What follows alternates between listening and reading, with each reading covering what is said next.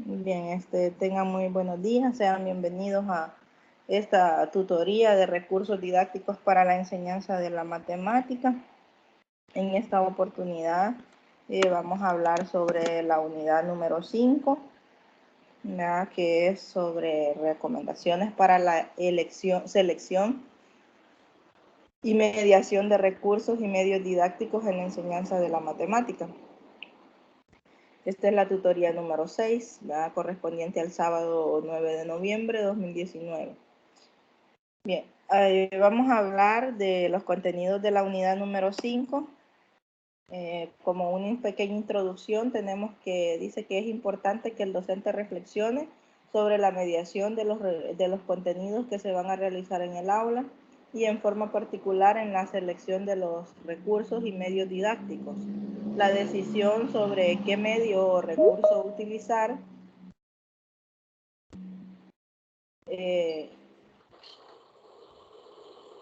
o no utilizar no debe ser de forma apresurada, ¿verdad? O responder a una moda debe ser.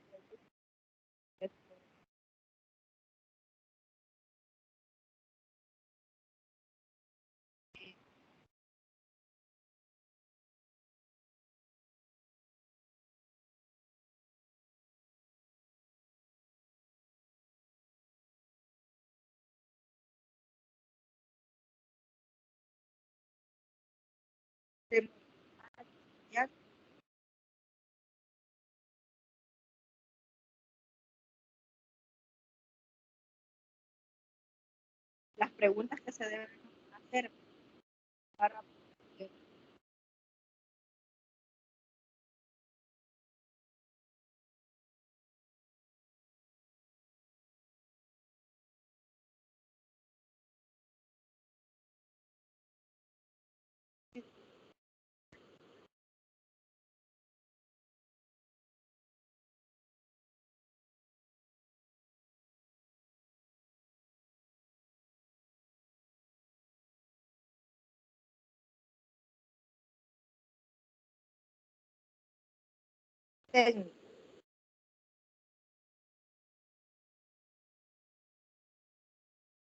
Tenemos la teoría sobre el currículo.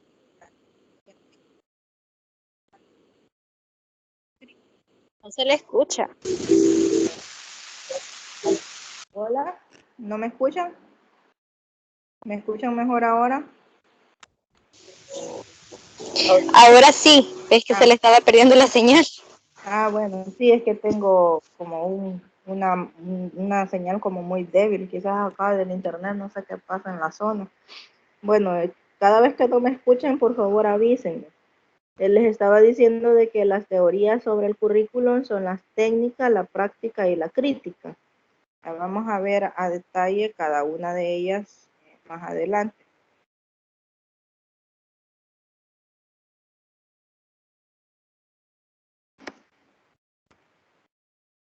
Bien, el currículo, según Gagné, se refiere a los contenidos, está relacionado todos los elementos del currículo, los contenidos, los objetivos de aprendizaje, según Johnson, la tentativa o propósito educativo, ¿verdad?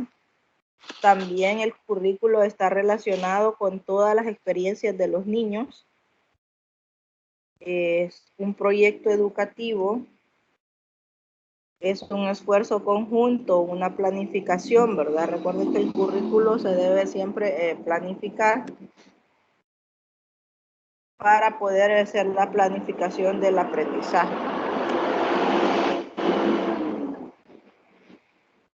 Entonces, como a forma de resumen, ¿verdad? El currículo son las experiencias, los contenidos, los objetivos, la planificación dentro del aula de carácter educativo.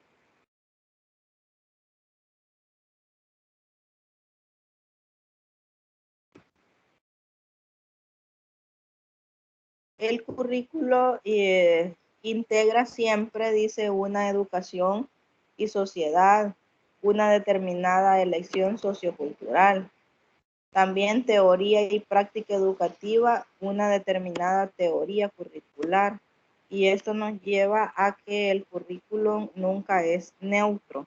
No es una forma como estándar, ¿verdad? Cada quien, bueno, el currículum tiene sus elementos y cada uno de ellos son importantes, ¿verdad?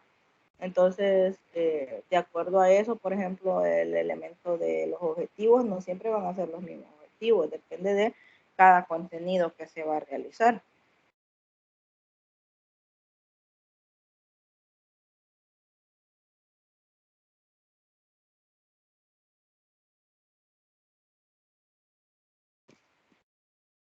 Dice también que el currículo transmite cultura.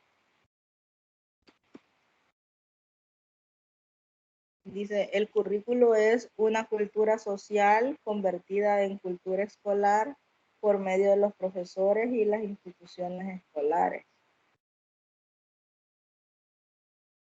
El currículum refleja una opción cultural determinada y los esquemas socializados que viven las comunidades educativas.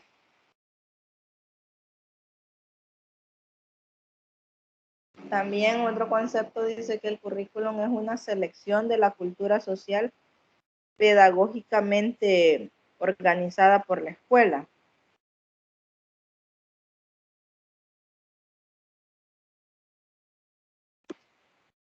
Y es la cultura social convertida en cultura escolar bajo claves psicopedagógicas. Es también un eslabón entre la teoría y la práctica educativa.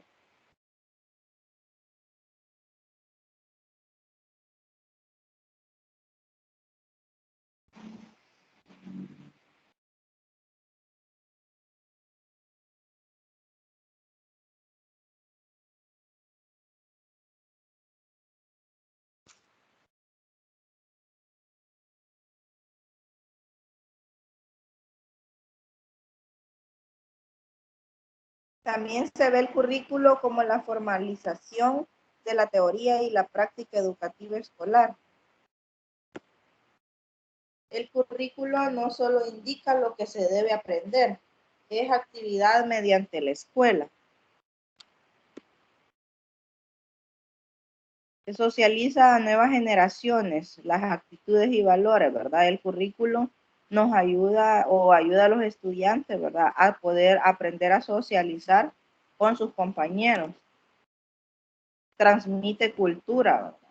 Porque dentro de las actividades curriculares, ¿verdad? Están los actos culturales, ¿verdad? Y toda esa cultura que vamos transmitiendo a nuestros estudiantes de una generación a otra. Sistematiza los procesos de enseñanza-aprendizaje, le da esa estructura.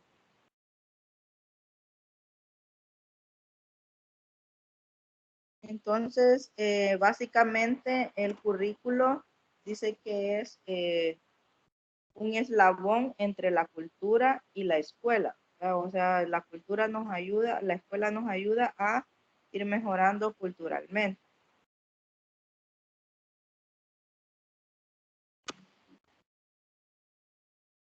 Los elementos del currículo. Dice, las interrogantes, por ejemplo, ¿qué enseñar? ¿Qué elementos del currículo cubre esa interrogante? Pues los objetivos y los contenidos. Ahí se definen qué enseñar. La respuesta para cuándo enseñar nos la da el ordenamiento o la secuencia de los contenidos, ¿verdad? De los objetivos, contenidos, ciclos, cursos, a cuándo enseñar. ¿Cómo enseñar? A esa podemos responder con las actividades, la metodología y los recursos que se van a utilizar. ¿Qué, cómo y cuándo evaluar? Pues esa es la evaluación. Y finalmente el elemento de los fundamentos sociales, epistemológicos, psicopedagógicos del currículum responde a la pregunta ¿por qué? Esas opciones en el qué, cuándo y cómo enseñar y evaluar. Entonces, si se fijan ahí, los elementos del currículum van dando respuesta a cada una de las preguntas del desarrollo del proceso de enseñanza.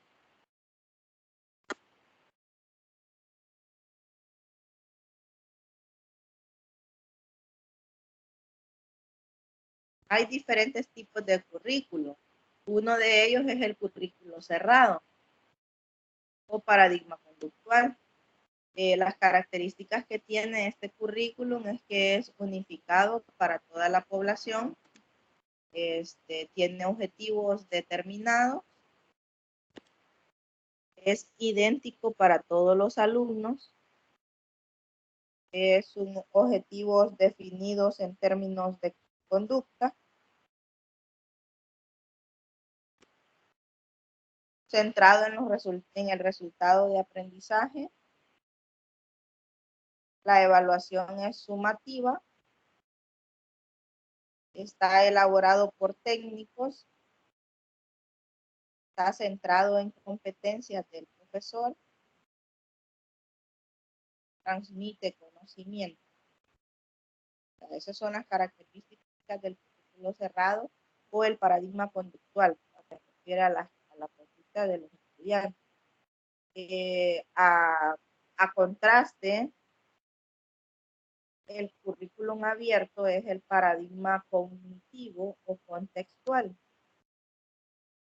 Este es globalizador en función del contexto, adaptado a las características del alumno. Los objetivos están definidos en términos generales. Hace énfasis en el proceso de enseñanza-aprendizaje. La evaluación es formativa, al contrario del currículum cerrado, donde la evaluación es sumativa. La aplicación del profesor. El profesor es reflexivo y crítico. Y el conocimiento es creativo o en base al descubrimiento. Estas son las características de cada tipo de currículum. Ahora, las teorías curriculares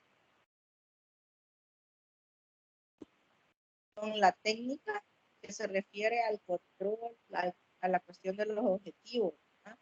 Y tenemos también la práctica, es interpretativo, simbólica, en senso personal, con valores subjetivo y práctico, y la crítica, que tiene que ver con la búsqueda de la emancipación, la construcción social sin condicionamiento, o sea, cuando ya se va desarrollando el estudiante en base a sus competencias.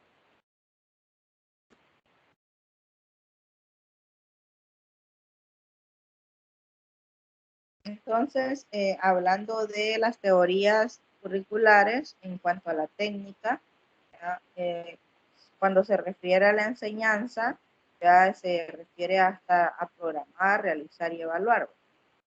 Es medible, es cuantificable, sin dimensión histórica. En la técnica, el proceso para que el estudiante consiga los resultados, o sea, los objetivos previstos, las actividades y los contenidos, es el currículum.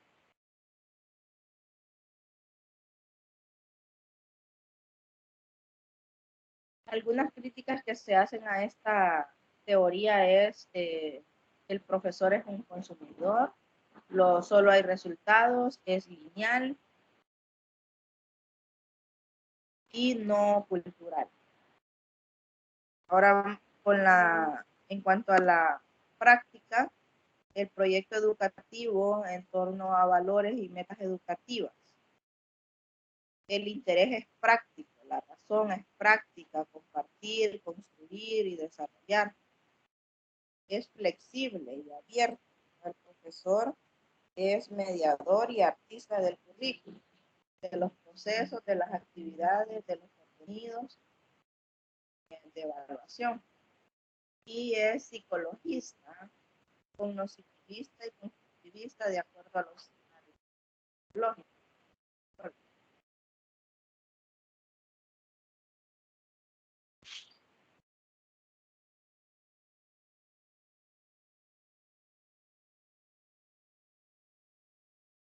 No se ven las imágenes.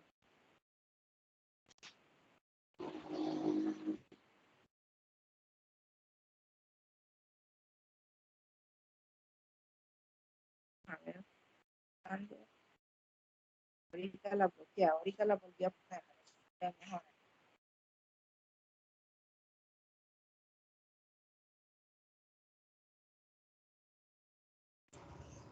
Ahora sí, ya cambió la imagen. Ah, bueno, gracias. No sé, creo que es por el internet que está lento, siempre avisa. Entonces, la crítica a esta teoría es que olvida la actividad social y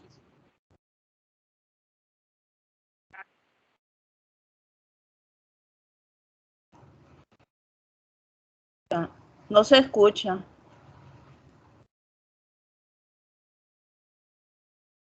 bien, en cuanto a la teoría crítica, tenemos la construcción del conocimiento mediante la interacción social. La crítica ideológica, la negociación, los intereses en cuanto a la teoría socialista. Y el currículo es oculto. En cuanto a lo psicológico, pues una sociología crítica. No sé si me escuchan mejor ahora. Ojalá. ¿Sí? Sí, se escucha bien. Ay, es que es por ratitos que se va la señal.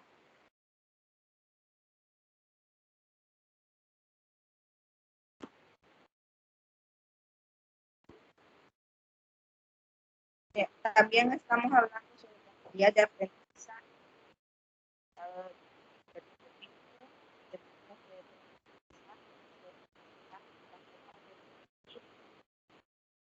Se fue la señal.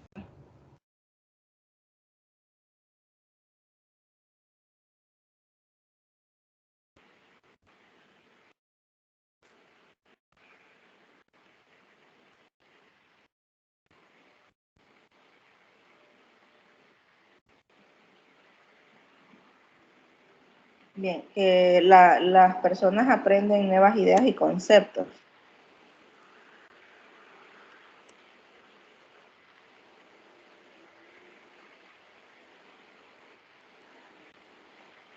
Bien, Samuel dice que tiene problemas con, no le sirve el conector del audífono.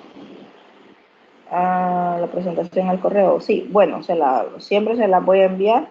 Me da la presentación para que la tengan por ahí, ya que tienen las preguntas a responder, ¿verdad? No sé si agregué, no les he mencionado ninguna de las preguntas. Después sí, faltan algunas diapositivas para responderla, ¿verdad? Ese es como un esquema, según Gagner, del proceso de aprendizaje, ¿verdad? Donde comienza con las expectativas y inicia la motivación, ¿verdad? De acuerdo a la motivación se van generando respuestas, se tiene la memoria a largo plazo, también la memoria a corto plazo, los registros sensoriales, ¿verdad? Lo que el estudiante aprende viendo o sintiendo. Hasta el ambiente, ¿verdad? Los efectos, todo eso tiene que ver, la información, el estímulo que se le da al estudiante para aprender. Y las teorías de aprendizaje que tenemos ahí también son el conductismo, el cognitivismo, el constructivismo, las eclécticas y el cambio conceptual. Cada una de estas teorías de aprendizaje se verán con más detalle en las siguientes diapositivas. Tenemos ahí la primera pregunta. ¿Qué recurso emplearía usted para impartir el concepto de divisor y dividendo?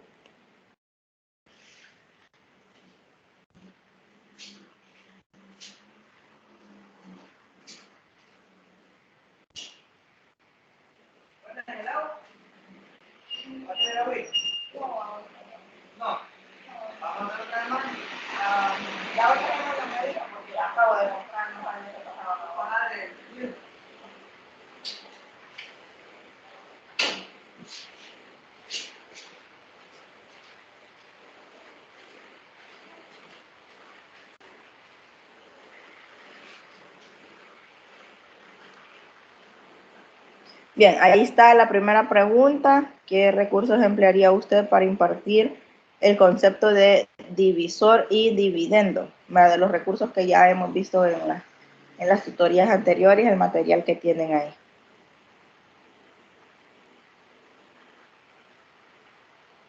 Bien, ¿alguna pregunta hasta el momento?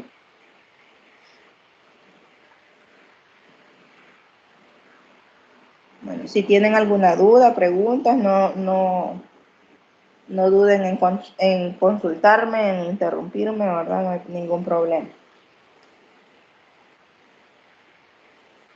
Vamos con el siguiente contenido, que son los enfoques para desarrollar la lección de matemáticas.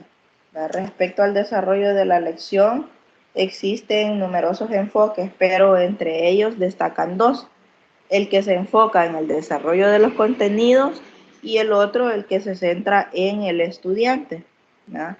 El primero atiende más que todo al conocimiento, ¿verdad? Los hechos, lo que son las metodologías, donde el cumplimiento de los objetivos y los contenidos definidos es primordial, ¿verdad? Se tiene que cumplir tanto los objetivos como los contenidos, no importa si el estudiante aprendió o no aprendió.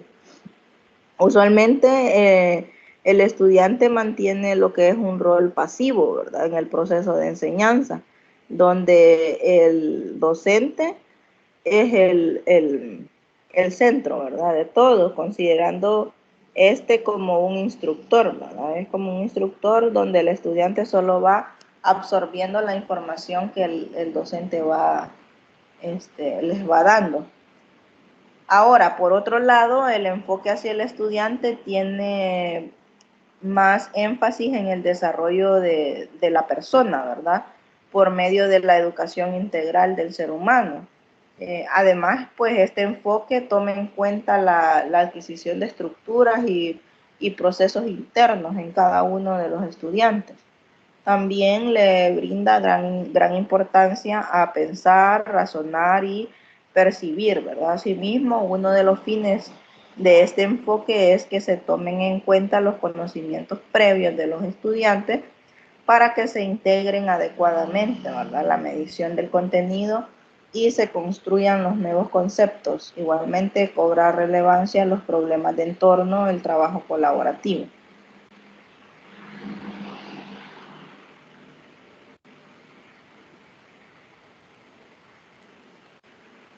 Tenemos ahí, por ejemplo, hay un ejemplo ahí que dice, miren, donde se va a estudiar lo que es la factorización de polinomios bajo un enfoque con tendencia hacia el desarrollo de contenidos. En este caso, seguramente un docente realizaría lo siguiente. Primero, se escribe la definición de factorización, ¿verdad? Obviamente, en la pizarra. Y posteriormente, ante alguna consulta de un estudiante que no comprende el concepto, el profesor resuelve un ejemplo, factorizando un número natural tal que, como se ilustra, dice en la figura 416, que es la figura que tenemos anteriormente. Se va factorizando. Luego, por factor común, las fórmulas notables y agrupamientos, tal como se muestra en la figura 5.17, y se van resolviendo, ¿verdad? Luego, se resuelven diversos ejemplos de factorización y finalmente se realizan lo que son ejercicios, ¿verdad? Para ver si el estudiante ha comprendido o no. En cuanto a los objetivos y contenidos, pues los objetivos y contenidos a desarrollar también inciden en el tipo de recurso o medio que se utilizan, ¿verdad? Sin embargo, con una adecuada medición del empleo de estos últimos puede ser diverso o extenderse a distintas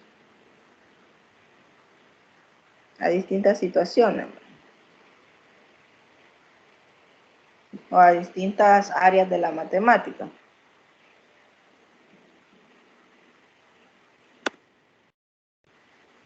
En el caso de particular de los recursos y medios estudiados en el capítulo 2, que es donde se hablaba de la pizarra, el libro, esos recursos que apoyan la mediación de cualquier objetivo o contenido, ¿verdad? Obviamente, el uso de la pizarra es básico, al igual que el uso de un libro, ¿verdad? Pero también podemos hacer uso de otros recursos como los que hemos visto en los talleres, ¿verdad? Las regletas de Kuisenay, además los bloques base 10, también se vio el geoplano, ¿verdad? En cuanto a la evaluación diagnóstica, pues aquí tiene por objetivo establecer cuál es el dominio de los contenidos del estudiante, ¿verdad? La evaluación diagnóstica siempre se hace al inicio de cada curso, al inicio de cada año, al inicio de cada contenido o de cada unidad, ¿verdad? Para que saber cómo están los estudiantes, cuál es el dominio que tienen y qué es lo que les falta aprender, ¿verdad? Para así hacer una mejor planificación de los recursos a utilizar.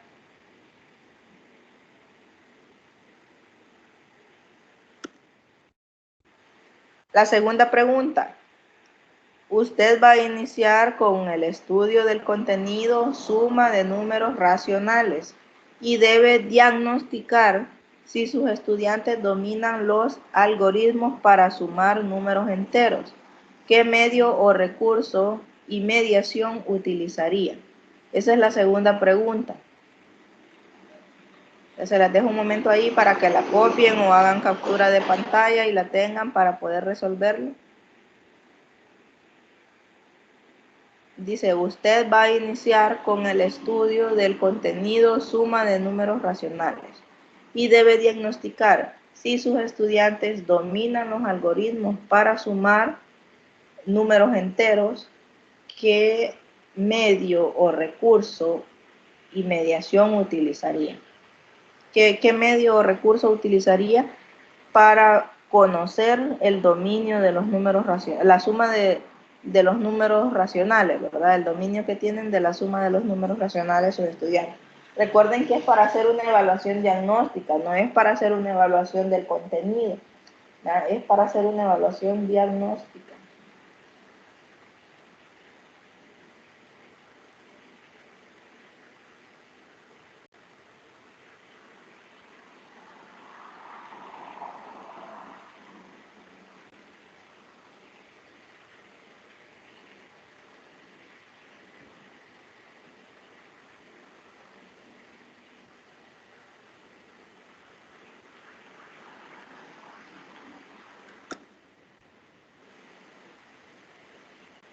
Bien, vamos ahora con los estudiantes y docentes en el aula. El estudiante pues debe estar motivado, ¿verdad? Dentro del aula. Es importante también el ambiente en que vive el estudiante. Muchas veces nuestros estudiantes, o sea, viven en zonas marginales o en zonas delictivas, con problemas sociales, con problemas familiares, ¿verdad? Entonces, todo eso les afecta al momento de aprender, ¿verdad? Un contenido, de ir a la escuela. Los docentes pues deben conocer a los estudiantes de su clase y también precisa conocer el tiempo que emplean en realizar las actividades, el desarrollo genético y el desarrollo emocional.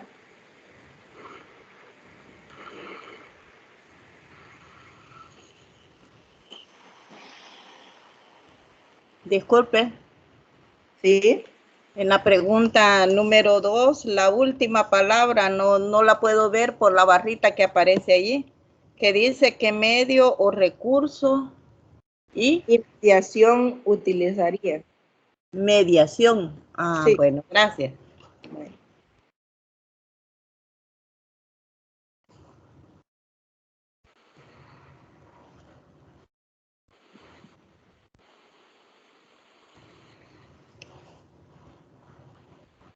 Entonces se puede concluir que el mejor criterio que tiene el docente para seleccionar los recursos y medios es el estudiante, ¿verdad? Obviamente. Nosotros debemos de conocer a nuestros estudiantes para seleccionar el mejor recurso, ¿verdad? O el mejor material o medio didáctico. Es por ello que un diagnóstico le proporcionaría los insumos necesarios para tomar esas decisiones.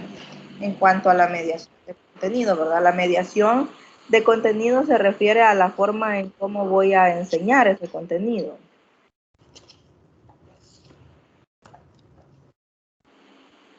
Y la tercera pregunta dice, una institución no tiene contenido económico para comprar ciertos recursos y medios que facilitarían la enseñanza y el aprendizaje de matemáticas.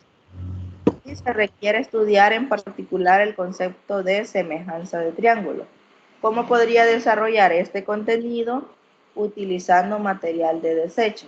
Bien, aquí es específicamente el uso de material de desecho, no material, porque para poder hacer semejanza de triángulos podemos utilizar, por ejemplo, estuches de geometría, podemos utilizar algún medio tecnológico, puede ser GeoGebra, pero tomando en cuenta de que la institución no tiene los recursos ni económicos ni recursos tecnológicos, entonces tenemos que hacer uso de un material de desecho. ¿Qué material de desecho podrían utilizar para el tema de o el concepto de semejanza de triángulo o triángulo semejante? Esa es la pregunta. Una idea ahí que les podría dar, yo una vez trabajé con eso de la semejanza de triángulos y lo hice con pajillas, ¿verdad? Formar las pajillas, ir viendo cuáles son los triángulos semejantes con las pajillas, ¿verdad? Y esos son materiales de desecho, ¿verdad? Que podemos encontrar ahí en la escuela, ¿verdad? Se lavan bien o se compra un paquete de pajillas que vale como una cuara y trae un montón, ¿verdad? Pero tienen que ser como de esas pajillas que son un poquito flexibles, no muy duras. Bueno, es una idea, ¿verdad? Pero ustedes pueden tener algunas otras ahí. Entonces la pregunta dice, y el aprendizaje de la matemática, y se requiere estudiar En particular, el concepto semejanza de triángulos. ¿Cómo podría desarrollar este contenido utilizando material de desechos? Gracias.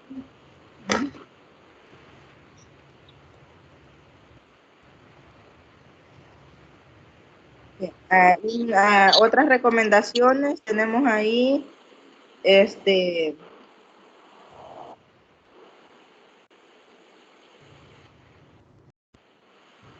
la accesibilidad, ¿verdad? El recurso que se va a utilizar tiene que ser accesible. También tiene que cubrir las necesidades de los estudiantes y obviamente tiene que estar disponible, ¿verdad? Materiales que estén al alcance de los estudiantes.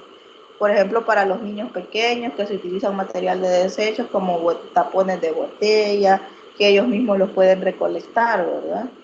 Y también les enseñamos a reciclar aparte de eso. Bueno, esta es una imagen con el resumen del material didáctico de la unidad.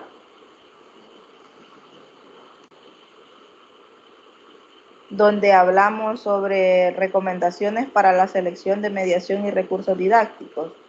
Eso se clasifican en las teorías sobre el currículum. Hablábamos de la teoría técnica, práctica y crítica, sobre las teorías de aprendizaje, ¿verdad? Las teorías de aprendizaje significativo, los estilos de aprendizaje, la zona de desarrollo próximo, las inteligencias múltiples, los enfoques para desarrollar una clase que es en base a los contenidos y basado en el estudiante, centrado en el estudiante. Los objetivos se atienden el tipo de contenido y objetivo. Hay una evaluación diagnóstica, ¿verdad? Para ver cuáles son los conocimientos previos de los estudiantes. Los estudiantes se incorporan para trabajar en la clase, el desarrollo emocional, el desarrollo genético, los docentes trabajan con la elección de los contenidos, ¿verdad?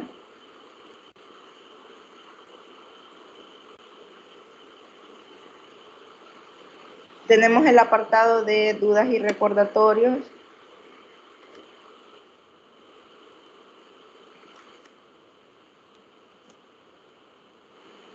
tenemos la entrega del informe del taller 3, lo tienen para el 13 de noviembre, ya para el miércoles. La tarea 2, la presentación de un recurso didáctico, es el video, ¿verdad? Yo creo que alguien me mandó ya de un solo incluido ahí en la tarea anterior el video, entonces ya si quiere ese mismo video lo sube ahí el 22 de noviembre, es la fecha límite. Y recuerden que en esta asignatura no hay exámenes, ¿verdad? Pero sí, si no llegan a la nota mínima, que es 6, van a tener que hacer un examen de suficiencia. Ese examen de suficiencia está programado para el 8 de diciembre. Esperaría que ustedes no llegaran hasta ahí, porque van muy bien en las notas, me he fijado, no están mal. Entonces, esos serían los recordatorios. No sé si tienen alguna duda o preguntas. Esta tarea de las preguntas siempre se tiene que hacer en PowerPoint. Las tareas de las últimas, la tarea de las preguntas de la tutoría 6 serían en Word normal y escriben la pregunta y la respuesta. Después la pasan a PDF y la envían así. Ajá. Es en Word. Bueno. Sí estaríamos pendientes solo con esa entrega de esa tarea y les voy a mostrar cómo están las notas para estoy calificando todavía, creo que me faltan algunas notas por calificar ahí. La tarea 1 es la que tengo pendiente, sí. Ahorita les muestro sus notas.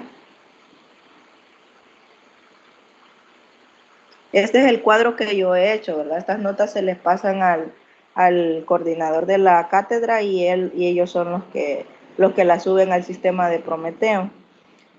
Entonces, las notas que ustedes tienen pendientes son las que están en amarillo. La tarea 1, que aún no se las he calificado, pero ya me la entregaron, ¿verdad? Estoy pendiente de calificarle. El taller 3, que es el que van a entregar hoy el 13 de noviembre. Y las tutorías, las preguntas de la tutoría 5, ¿verdad? Y la de esta otra tutoría. Y el trabajo final. Son, quiero ver, 1, 2, 3, 4 actividades que les hacen falta. No, 3. Las preguntas de la tutoría 6, el informe del taller 3 y el trabajo final, ya que es la elaboración del video. Ya ahí la mayoría, si se fijan, la mayoría ya tiene 5 o más de 5. Algunos no han llegado al 5 porque no me entregaron algunas actividades. Esas que están en amarillo es porque no participó en el foro o no me mandó las respuestas a las preguntas de alguna tutoría. Y ahí quedaron ahí esas notas.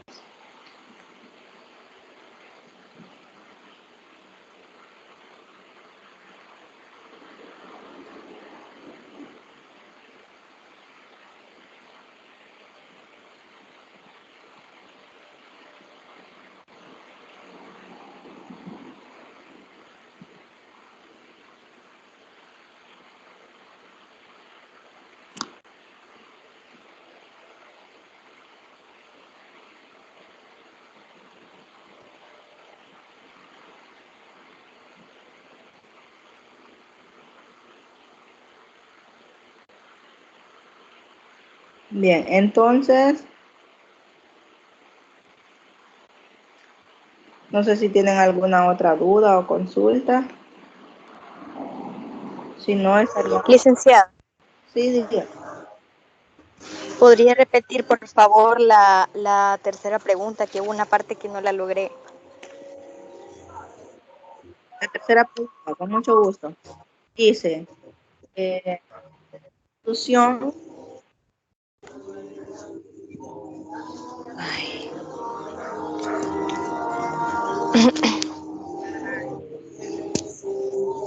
No le escucho nada.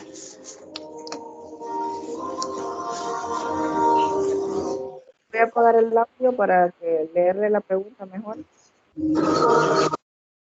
Dice, una institución no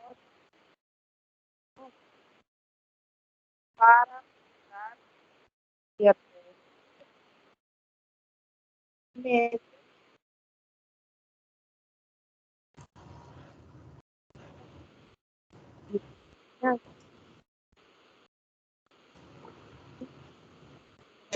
Económico. No se escuchó, ¿verdad? No me escuchan. No, la verdad no. Se la leo, tal vez a mí me escucha. Sí, por favor.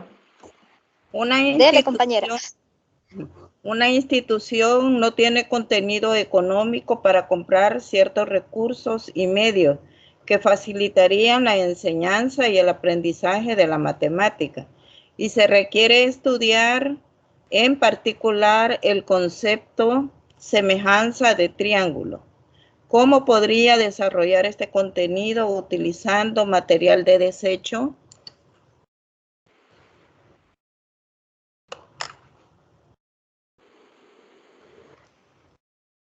¿Pude escucharlo?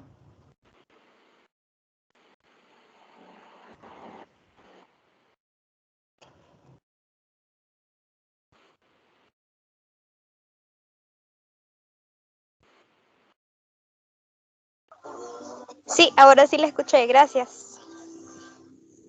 Bueno, Lisbeth, de todas formas, sí, siempre le voy a mandar los audios a WhatsApp. Esté pendiente le voy a mandar las 3 preguntas en audio para que usted pueda escuchar. Vaya, está bien, no hay ningún problema, gracias.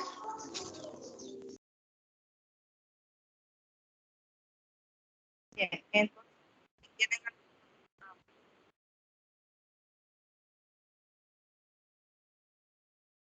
llegaríamos acá y ya,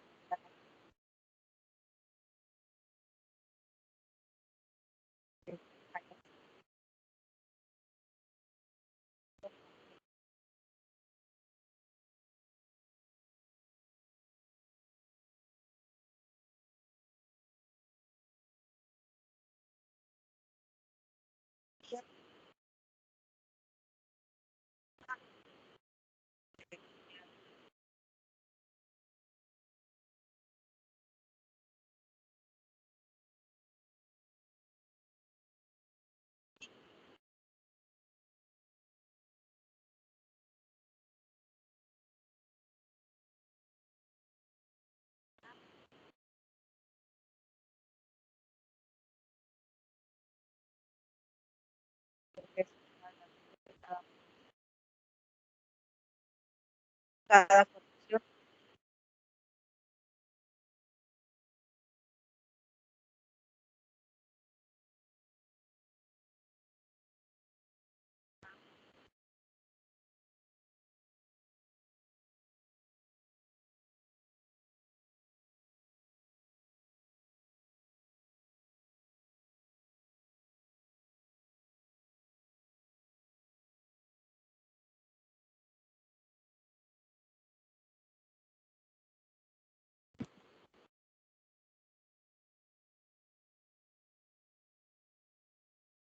Espero que tengan un buen fin de semana, que Dios los bendiga y seguimos en contacto.